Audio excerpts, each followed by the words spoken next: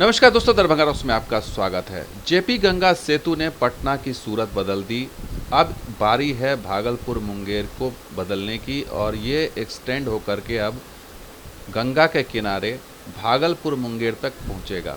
वो कैसे होगा, आज उसी की बात करेंगे, क्योंकि बिहार सरकार ने बड़ा प्लान बनाया है और जेपी गंगा सेतु को एक्सटेंड करते हुए अब इसे भागलपुर तक ले जाने की तैयारी है और इधर पटना से कोलवर तक ले जाने की तैयारी है। सुनिए बिहार के डिप्टी सीएम सम्राट चौधरी क्या कह रहे हैं। अभी दो बड़े प्रोजेक्ट हाइब्रिड मोड पर हम ला रहे हैं। एक पटना के दीघा से कोइलवर तक और भागलपुर से मुंगेर, क्योंकि सूर्य भगवान की पूजा की उपासना तो वहीं शुरू हुई, राजा कर्ण की धरती है, तो उस पूरे इलाके को गंगा पथवे का। तो सुना आपने सम्राट चौधरी क्या कह रहे हैं। और सम्राट चौधरी यही नहीं, उन्होंने कहा कि भागलपुर और मुंगेर वाला जो प्लान है वो एलिवेटेड नहीं होगा, वो जो है वो 4 लेन ज़मीन पर ही होगा, और ताकि एम्बैंकमेंट बनाया जा सके, ताकि जो है बाढ़ से बचने के लिए एक बांध, मजबूत बांध बनाया जा सके, जिससे कि लोगों को फ़ायदा भी हो। मैंने कहा एलिवेटेड नहीं बनाना है, क्योंकि यदि किसी भी रिवर के एम्बैंकमेंट को ठीक नहीं किया जाए तब तक पूरी तरह फ्लड से भी नहीं बच पाएंगे, सिंचाई को भी ठीक नहीं कर पाएंगे और शहर भी नहीं बसा पाएंगे। तो ये प्लान है कि जेपी गंगा सेतु को जो है वो भागलपुर तक ले जाया जाए, लेकिन ये सिर्फ भागलपुर से मुंगेर या फिर पटना तक सीमित नहीं है दोस्तों। इसका बहुत बड़ा प्लान है, वो है दिल्ली से कनेक्ट करने का।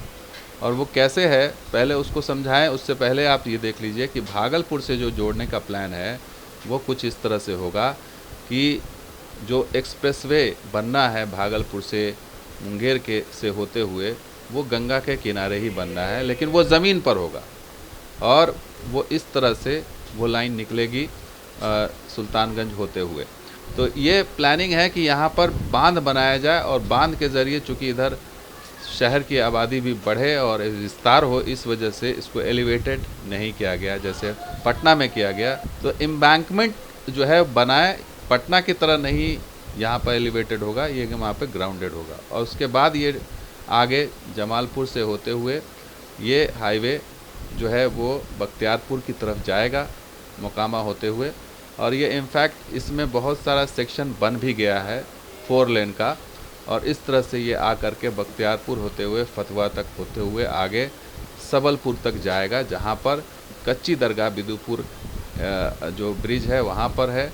और वहाँ से ये फिर पटना को जेपी सेतु होते हुए दीघा होते हुए ये फिर उधर कोलवर की तरफ निकल जाएगा।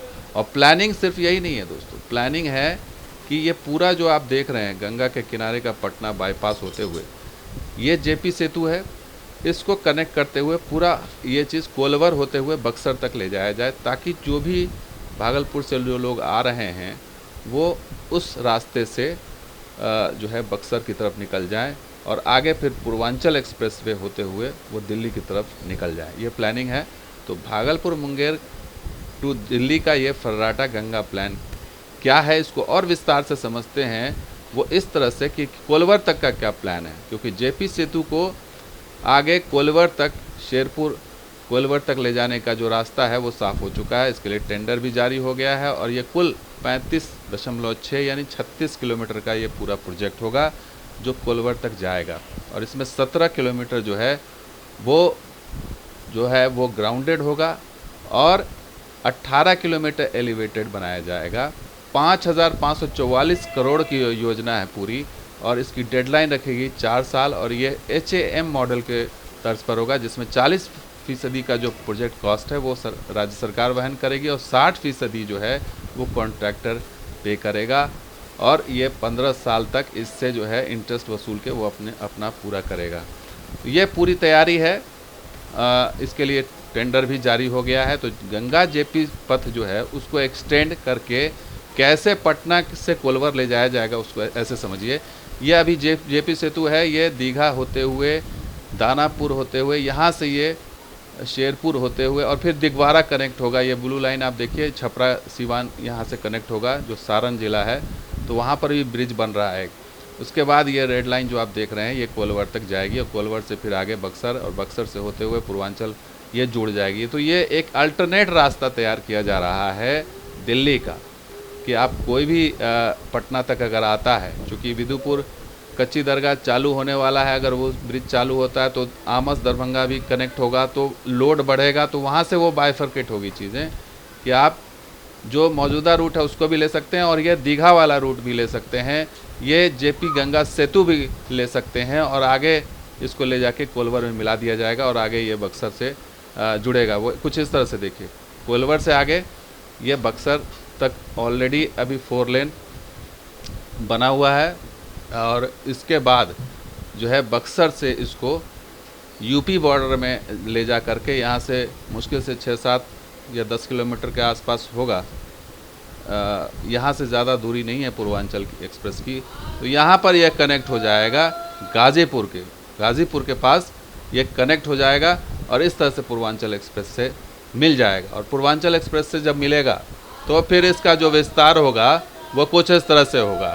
ये पूर्वांचल एक्सप्रेस वे, यहाँ पर आप ब्लू घेरा जो देख रहे हैं, ब्लू घेरा जो है वो कनेक्टिंग का एक पॉइंट है, यूपी और बिहार का कनेक्शन यहीं पर होगा। और उसके बाद ये पूर्वांचल एक्सप्रेस वे आप ब्लू वाली लाइन देख रहे हैं जो लखनऊ से सीधे कनेक्ट होगा गाज़ीपुर होते हुए, और फिर वहाँ से इस बीच में अभी हाल फिलहाल में गोरखपुर लिंक एक्सप्रेस वे भी कनेक्ट हुआ है, तो गोरखपुर से भी कनेक्शन हो रहा है। और आगे ये आगरा लखनऊ जो एक्सप्रेस वे है उससे कनेक्टिविटी होगी और फिर आगरा लखनऊ एक्सप्रेसवे के बाद आगरा से जो है वो नोएडा, ग्रेटर नोएडा एक्सप्रेसवे होते हुए आप दिल्ली तक पहुंच जाएंगे।